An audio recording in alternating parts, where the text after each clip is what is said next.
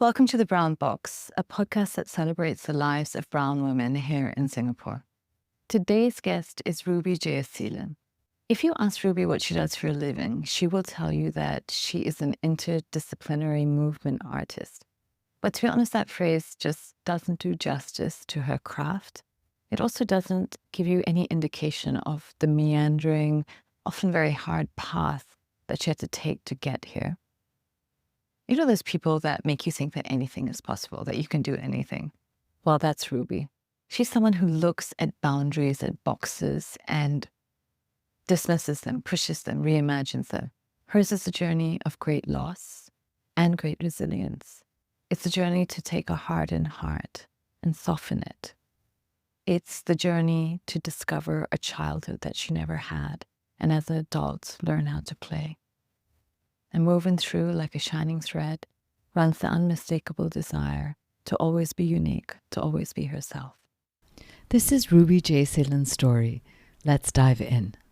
Ruby and I have been messaging back and forth for a while, and when we finally found a date to meet, I was beyond thrilled when she suggested a little curry puff spot on Joo Chiat Road, because honestly, curry puffs are my weakness. When I arrived, Ruby is already waiting for me. She's small in stature, but big in presence. Her smile is wide, her hair a mass of uncontrolled curls, and she's wearing beautiful, colorful patchwork pants.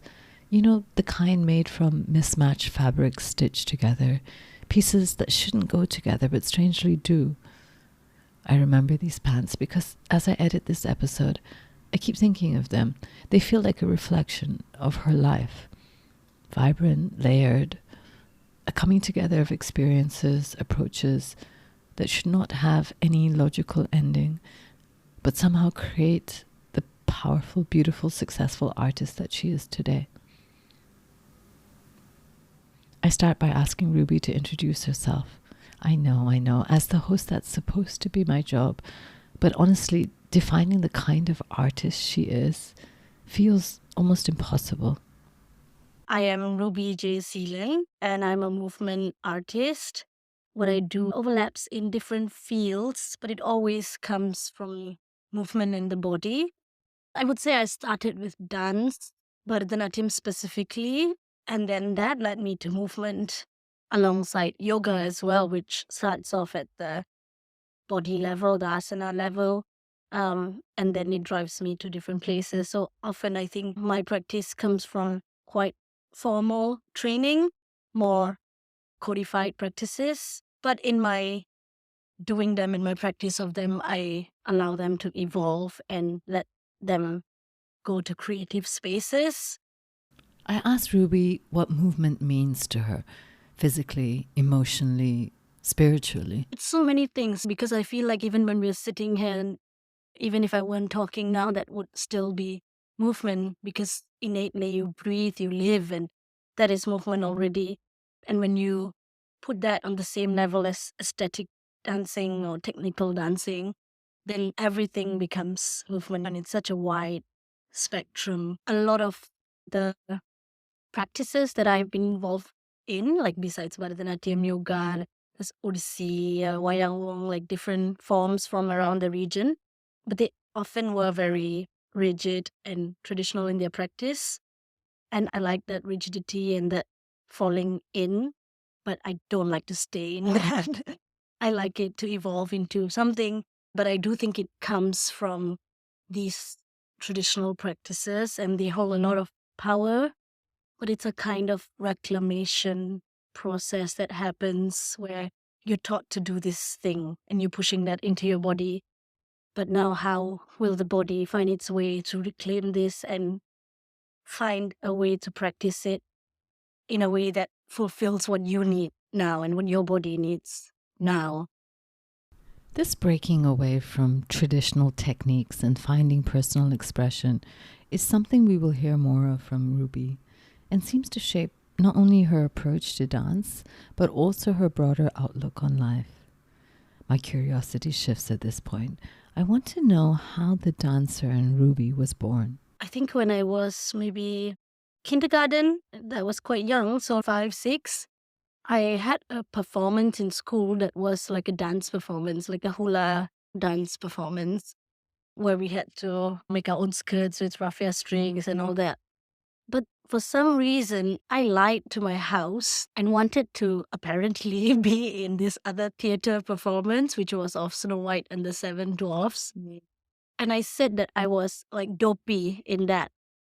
And it wasn't even conscious, this lie, until the absolute day when my sister brought me to school and she said to someone, "Oh, she's in this performance." And then I said, "Oh, no, actually, I'm in the dance one." But it was weird because I only realized this when I was older that why did I lie about that? And I liked the dance too, but I guess I really wanted to be dopey too because I remember practicing for it at home, like these fake practices. As I edit this section and listen to Ruby's story a few more times, this anecdote takes on a deeper meaning. Here was a child who showed an instinct to take on and explore roles and narratives, even if they weren't given to her or hers to claim. To say, I'm dopey, and even do fake practices. This shows an instinct to explore, an early openness, a willingness to try. This was the birth of the boundary-pushing, genre-shifting dancer that Ruby is today. As she says, Yeah, so some of my earlier memories had some kind of distortion like this, where I wasn't quite sure what I was into, but I was really into performing arts and art in general to a point where I would lie about it. Ruby might have been torn between playing a girl with a pretty hula skirt and a dope dwarf. But when she encountered Bharatanatyam, the connection was immediate and unmistakable. I think when I saw Bharatanatyam, like from the outside being performed, I felt an immediate connection almost. Oh, yeah, I think I need to learn this. And it wasn't with ideas of performing or anything. It was just like, what is that? They're making rhythms with their feet. It just seemed awesome. And that's why I think at primary 4, at 10, my parents sent me to a Bharatanatyam class. They could afford it at that time. It was like a disciplined class, and I was not a disciplined kid.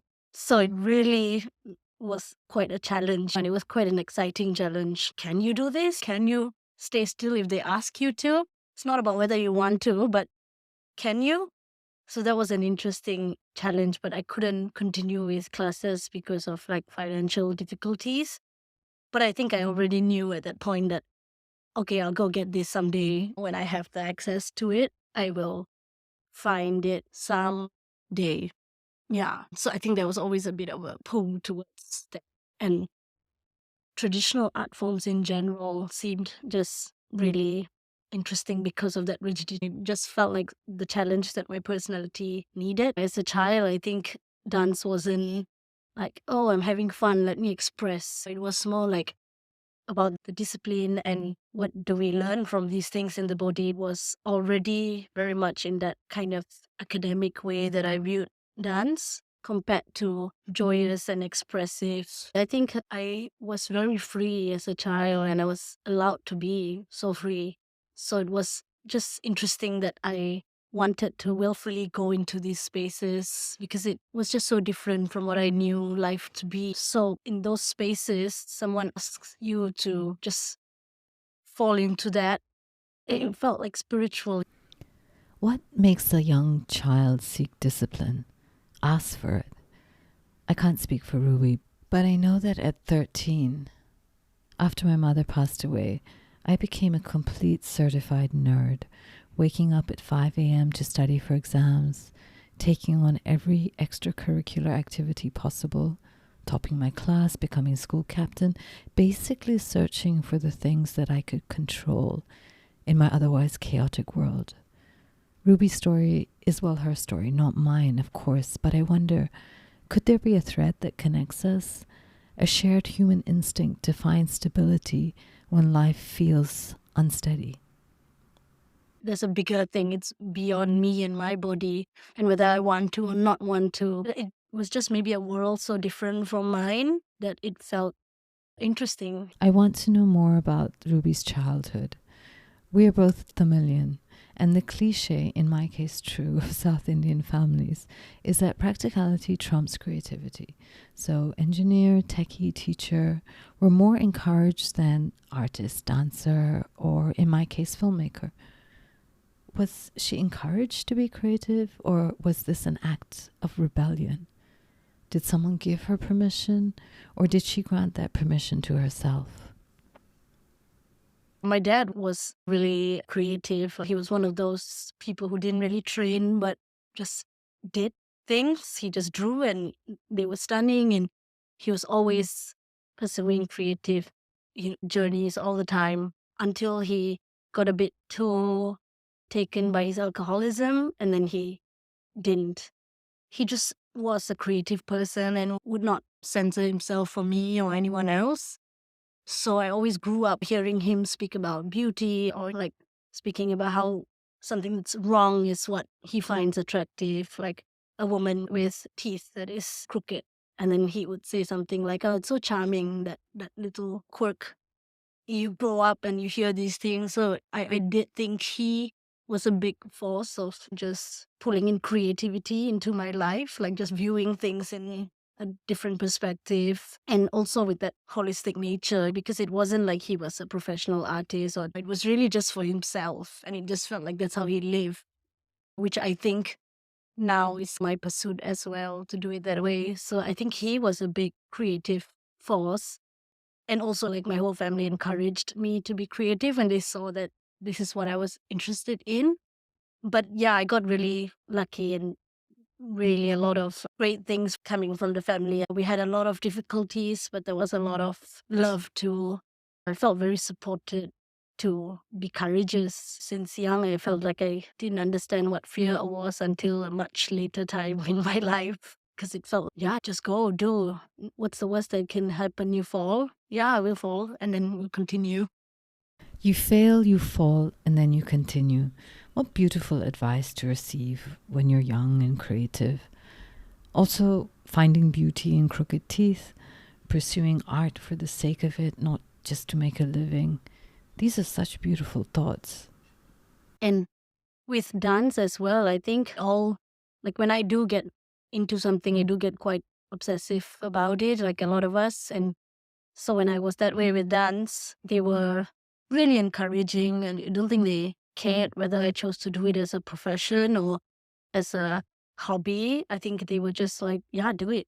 And I just wanted to do it so much, and they were just like, yeah, go ahead.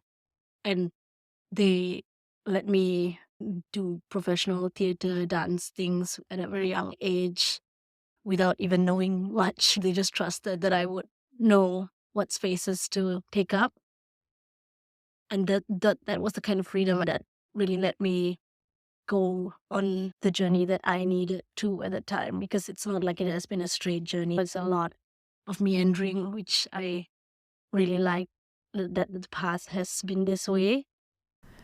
I want to jump back to the beginning of that path. Origin stories, especially of the Indian diaspora, really fascinate me. I always find myself asking, why do people choose to leave their country? What do they sacrifice? What do they gain? What are the things that root them to home? What do they hold on to? And what are the things that just slip away?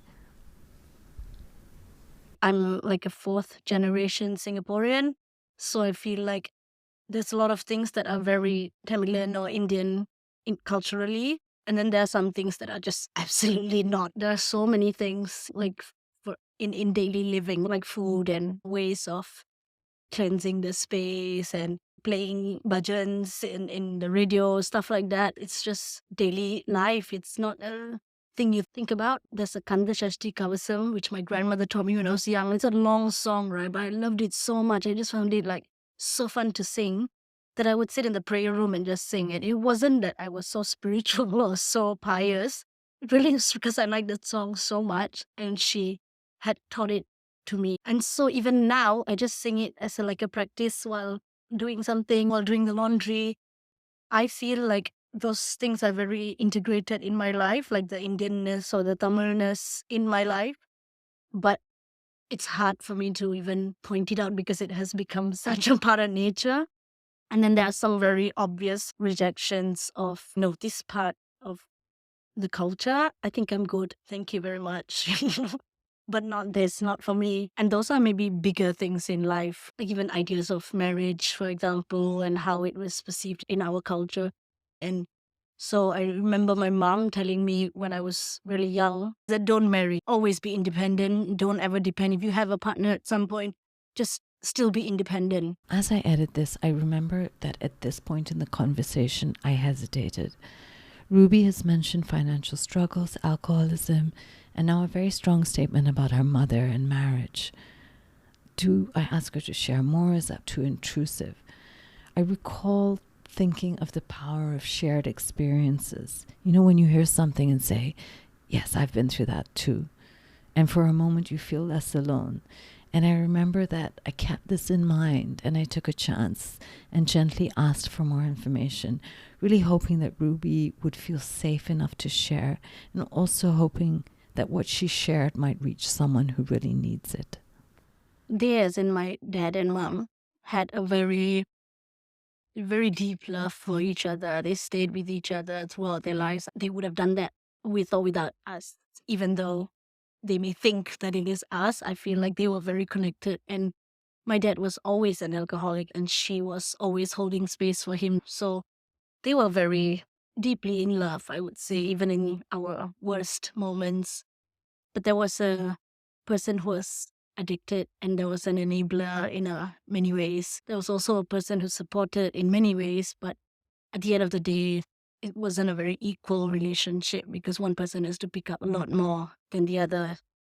And I think at that point in her life, she didn't feel like this was very resourceful to be in this marriage. And when she told me that too, I was like, I took it really, yeah, of course. Are you kidding? Look at the marriage. No, because I love my dad so much. And especially as a child, we were very connected, very bonded. But I also could not be okay with his addiction and what comes with addiction and how that was affecting my mom or the family. I always felt like, yeah, of course, it's not cool. Of course, you'd rather be independent. As I grew older, I feel like I do have an issue with the requirements and the more systemic parts of marriage. But innately, of course, I believe in people being together to share their lives together, but maybe not in this kind of rigid ways that people expect it to be. Ruby continues, sharing how she pursued a diploma in hospitality and tourism, of all things, choosing a practical path to ensure that she could find a stable job if her artistic dreams didn't work out. I understand this. It's a very Tamilian thing to do. I was working in Singapore Airlines KrisFlyer call center at that time for 12-hour shifts, night shifts. I was 19 at the time, and my mom was sick for some years before that. Maybe from the time I was 14 or 13. She had breast cancer, and then she struggled with that for about 5 years. And then she got really ill, like it spread to all the organs, not just the breast. So then she had 2 more years after that. And those last 2 years, I stopped that job at Singapore Airlines call center and I just stopped to take care of her while my siblings were taking care of everything else, like the money and the administration of it all.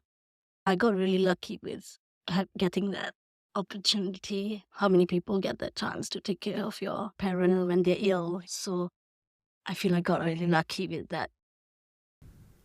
I'm deeply moved by Ruby's words, her perspective, her ability to frame the care of her mother as an opportunity, a gift life gave her.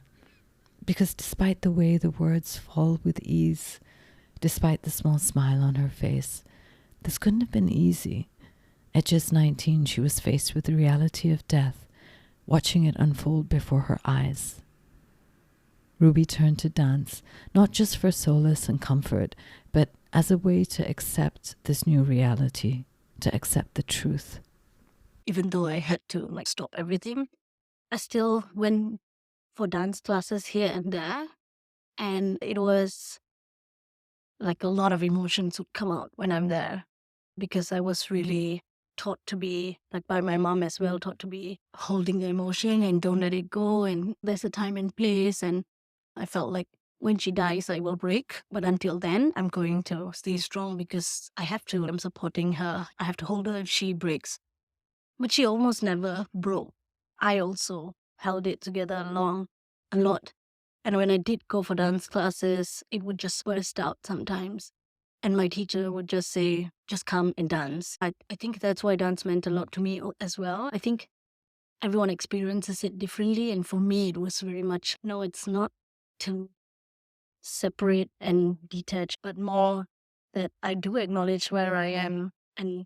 But through this, what happens and what do we find became of interest to me. And sometimes it's not right there. Like you have to search for it or it takes some time. But yes, I think like when one path is closed or stops and some big shift happens, there are multiple things that open up too. It gives us access to some other things that maybe we did not have access to before this. After she passed away, I told myself I can let go now, like any emotions, any tears, any screaming, anything I need to do can come out now. But of course, it didn't come out when you bottle it for that long. At the funeral and all, I remember everything was behind this kind of rage, and I just couldn't soften myself or let it go. I just bottled up a lot of the emotions. After her mother's passing, Ruby found herself stuck, emotionally bottled up, unable to let go, to move on from those years of her life. I can imagine that this is a hard place to be when you're an artist, a dancer, when expression and freedom are at the heart of what you do. For months, she moved through life on autopilot, working a receptionist job in an insurance firm, volunteering in Thailand, traveling in and out of Phuket. She disconnected, met new people, discovered new spaces. Nature helped. It helped her heal. But it was a long journey, one that took almost 10 years. So it just became a kind of excavation to find these spaces in my body to release as well. Can you handle it? Or what if the emotions come out and you just break apart into a million pieces somewhere randomly in the world? Like, who's going to pick you up? Those kind of worries were there. But I felt certain that this was the path because I don't want to be closed off like that. I realized that, no, actually, I want to be expressive. I want it to come out. If there is mad rage, let that rage come out and transform into something else that can be more resourceful to myself and the world. The point is to go on the journey, to not keep it within me and just try to endure it. But yeah, there was a freedom after my mom passed on. I also got estranged from my dad. So I was just completely untethered to the family. I was quite an adult when I was a kid already. Becoming an adult, it was the opposite, somehow inviting more play and love and things that didn't come so easily to me at that point. I love how Ruby uses the word untethered to describe her feelings. Her mother has passed on. She's estranged from her father. Her anchor has been cut.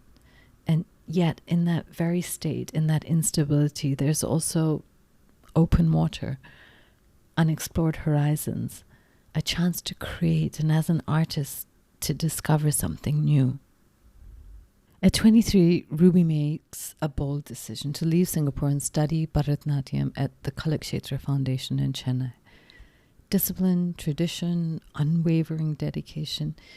These are all words, phrases used to describe Kalakshetra.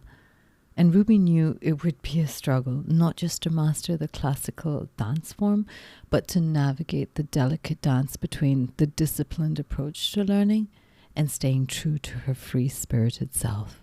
I still did question a lot. I still did defy a lot. But I had come from such a free upbringing that it was really hard to fall into the kind of control that women especially had to be under. It was a time of duality. I think it always is for me in some ways. But at that time, it was just like love and hate at the same time. It was such an inspiring place to learn an art form. because literally nature all around, even though you're in Chennai, and just music everywhere, dance everywhere. You're hearing people talk about dance and music. I have to admit that I got really lucky with people and teachers who were really kind and weird and like me too. So they were a little offbeat, which helped, because in that space it was great to be with someone who was offbeat, because everyone is just asked to be exactly the same. And since I was a kid, I was told to and always reminded to honor how different we are. Like my hair, for example. Of course, in Indian families, you have so much of oiling and combing hair that, hurts almost because, when you have curly hair and then there's so much like tangles that it hurts to literally do that, right?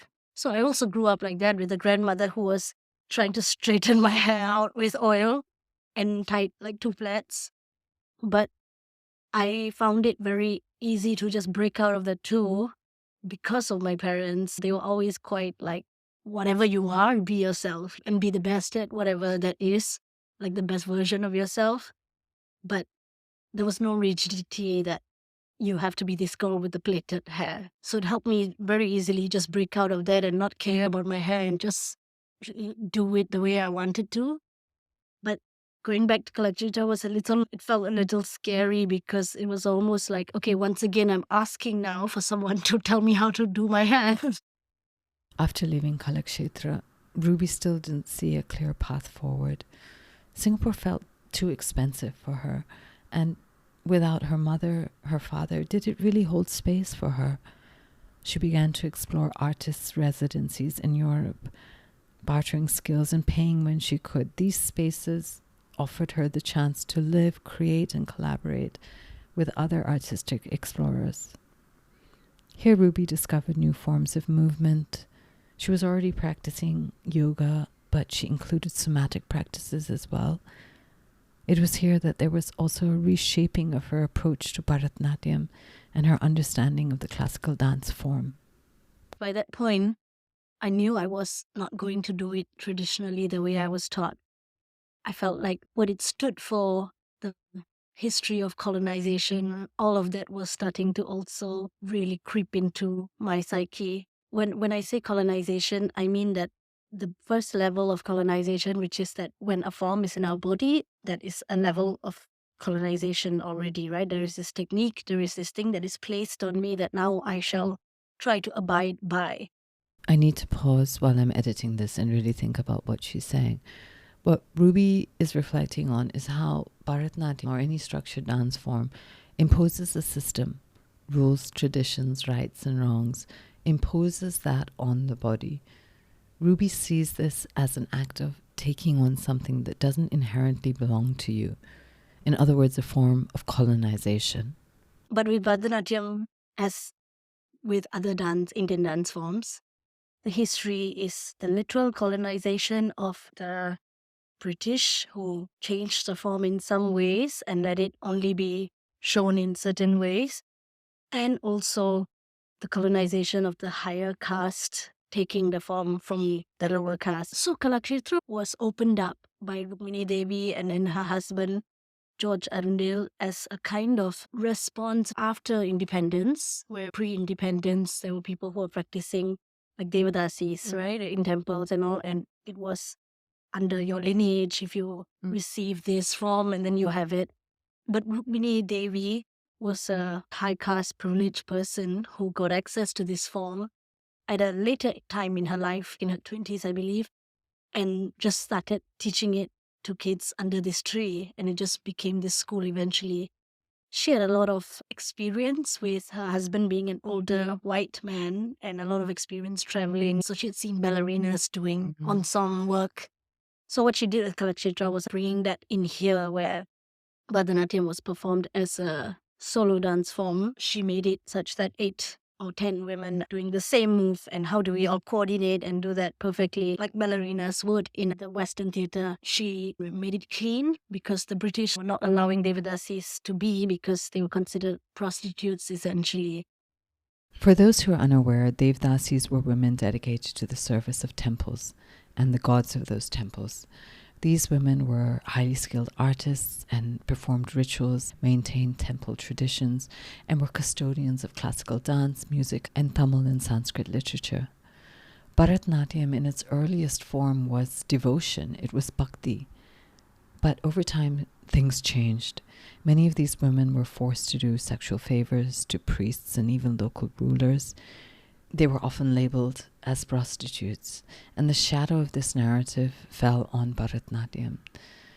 And Rukmani Devi, with her Western influence, her upper caste lens, decided that Bharatanatyam needed to be saved. So she reclaimed it, and then now it was acceptable, and it slowly became just a higher class activity when it was actually, to begin with, people of the lower caste who had this craft, and now it's come to a point where this kind of Chitra style of doing it, for example, which is the way I was taught to, is high level, and then some other ways are considered low levels, which just doesn't seem fair to me. And I did fall in love with the art form, but I also feel like I have had to open my eyes to what the art form really is, what its history is.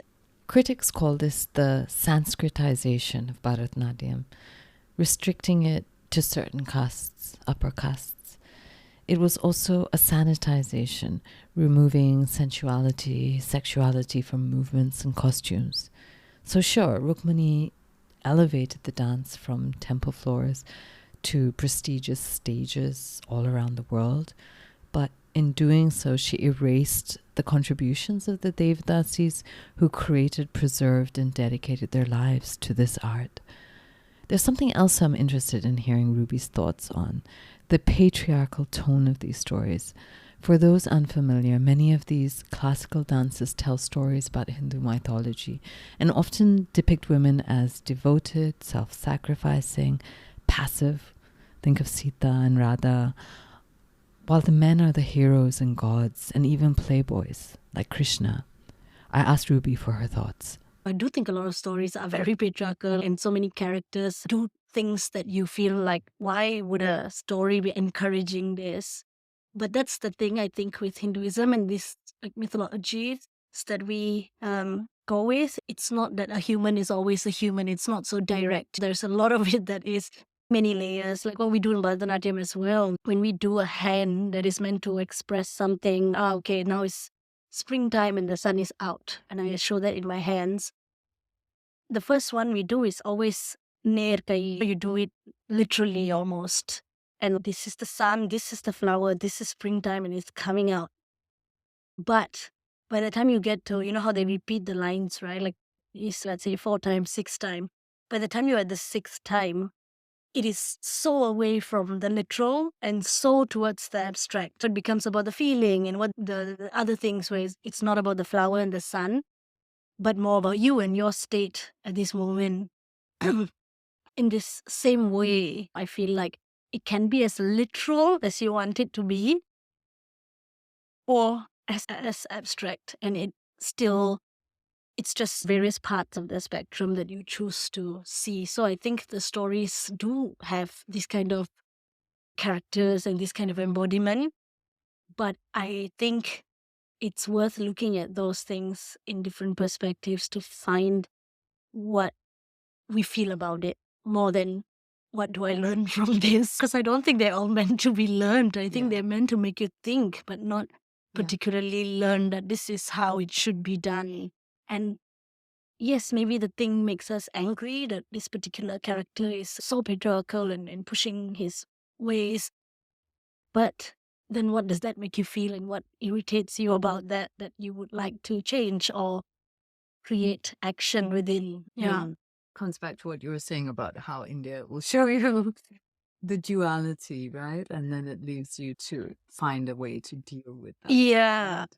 Yeah. And I think the stories as well are always like that, right? No one is one evil villain, full stop, or one great brave hero. Everyone, the hero does shitty things, and the villain does great, amazing things too, which is why they're all so human in that way, gods or demigods or whatever they are. And even if you just take it as a character in a story, it's still a very complex character which has a lot of depth, which I think is what all of us are, what we need to look at in each other and learn about, right?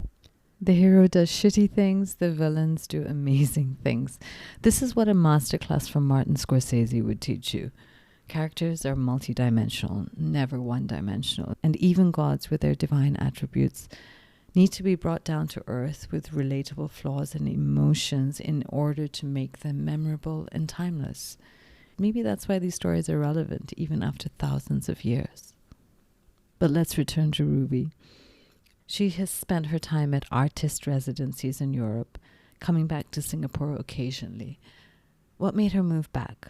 Was it hard? I have to admit, I don't think it was. I think it just flowed right into my path very well, where I didn't have to worry that much. And somehow the word of mouth started happening, and I just started working with one person and then another person, and it just flowed quite comfortably. And a lot of people were working in interdisciplinary work at the time. I think it was, just the right time where there were people who were interested to have artists of different crafts to come into their work and experiment and play and devise and find.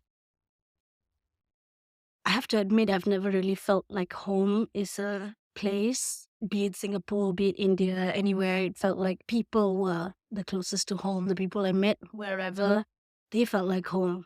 And COVID also got me like staying here for a lot more.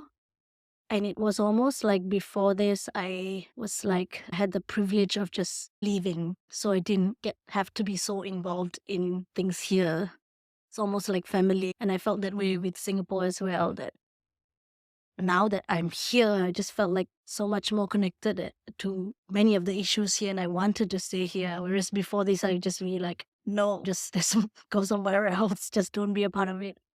So now I feel a little more like when you're staying at home, then you see all the issues a lot more clearly and you want to be a part of it.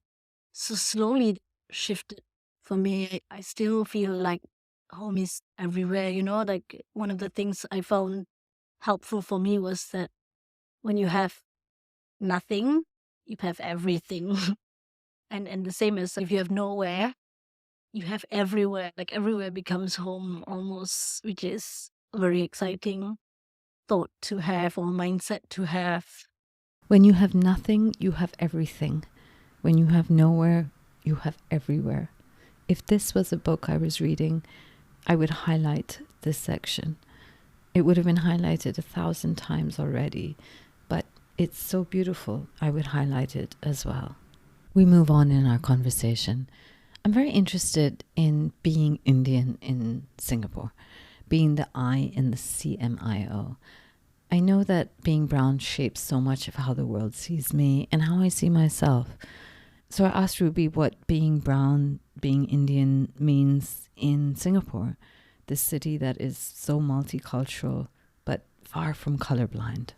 It's very conflicting because it's almost like no space that I can fit in naturally, be it the Indian community or non-Indian community. It always was not the most comfortable and always a little conflicting because when I am in some spaces, I have my own thoughts about certain things. But when you are with people in society, you have to shift and code switch, and all of that is a little hard for me. I feel like the amount of the Indianness or Tamilness I am and all that it's very clear to me.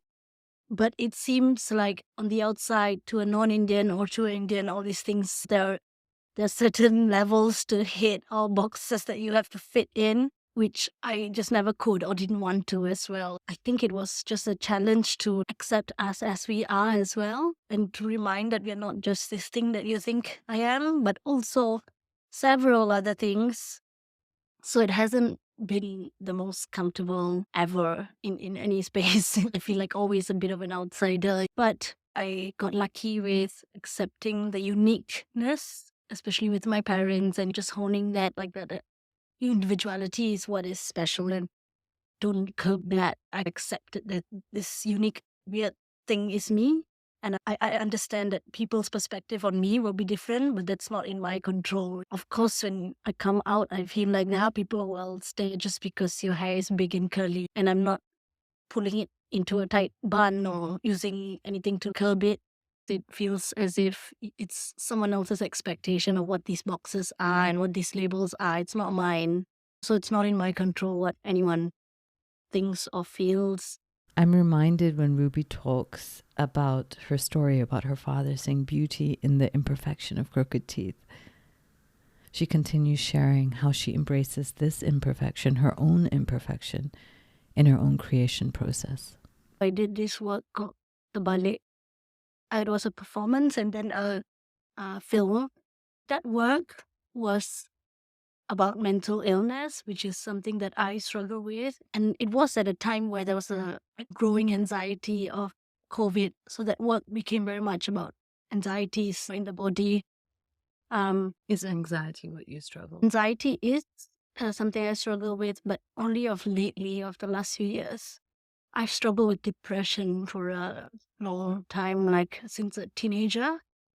And then in the last few years, I really had to give space to my inner world. It was just coming up so much.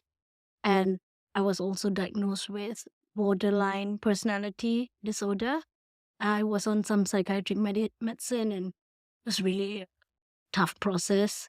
Thankfully, I'm off of it now and feeling better. But for some years in between, it was really hard.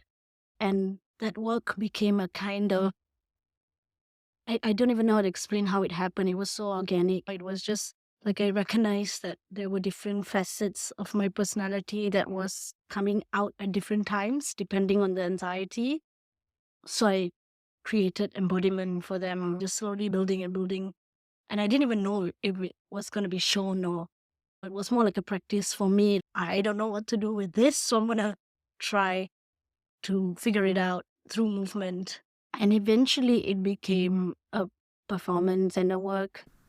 On her YouTube channel, Ruby has introduced this work of art in this way. I'm crazy. Everything is a trigger. I switch between a spirit, lover, and warrior. Medication helps, I think. My mental patterns are upside down. But the thing about patterns is that they look crazy even when they're right side up, I think. I've shared a link to this performance in the notes, and if you watch it, you'll see Ruby wearing a long flowing skirt. She embodies the music in her movements. Her skirt sometimes flows over her legs and sometimes over her head. What is right side up? What is upside down? What does it mean? Does it mean? Even on YouTube, it's a raw and impactful performance, one that she says altered her approach to everything.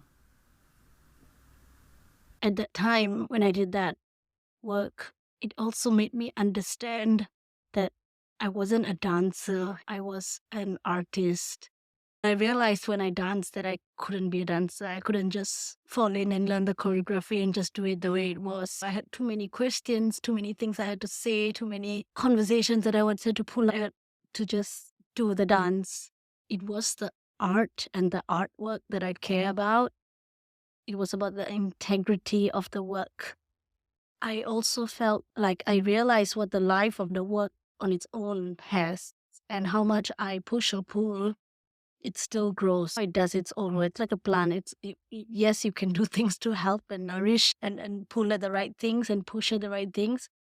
But once it is there and it's going to grow on its own, that was one of the works that I think made me also realize and understand to flow with things and give the work the life that it is and let it live, as opposed to pulling and pushing so much and pushing it into spaces that maybe it doesn't quite need to be in at that moment, and move away from the ideas of entertainment and aesthetics and bring it to spaces that is maybe a bit more new, just new spaces to be in for us to perceive it differently.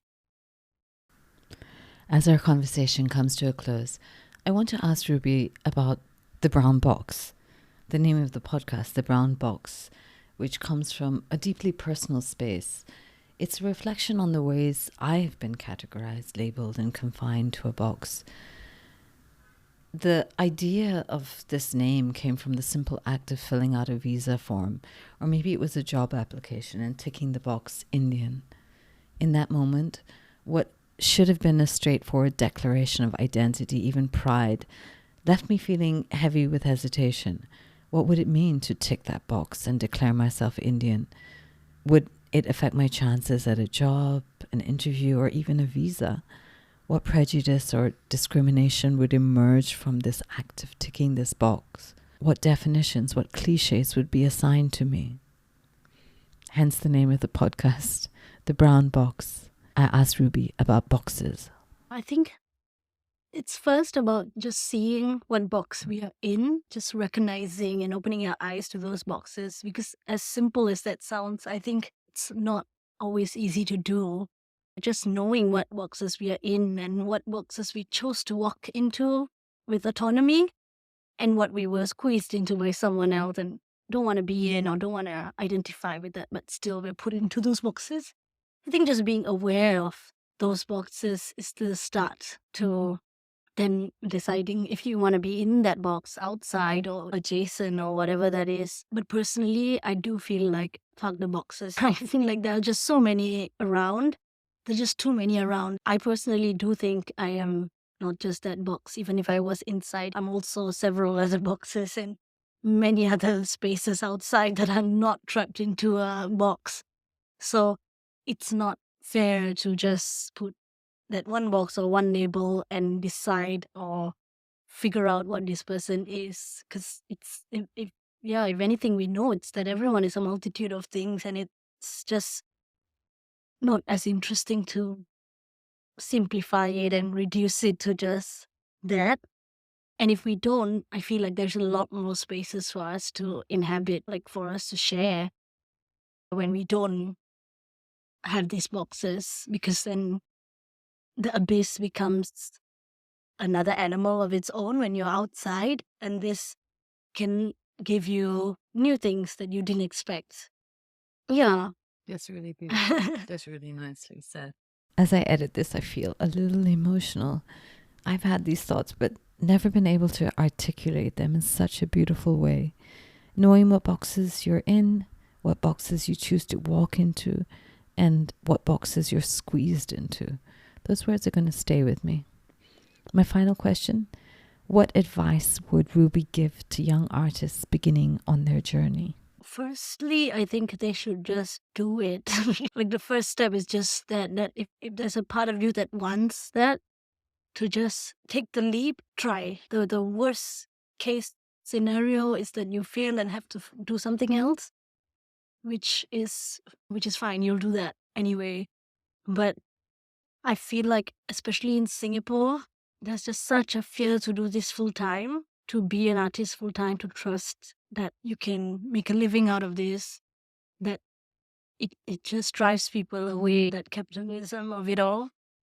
I feel like it's almost like swimming. Just go into the water and then trap for as long as you need to, if that's what you need to.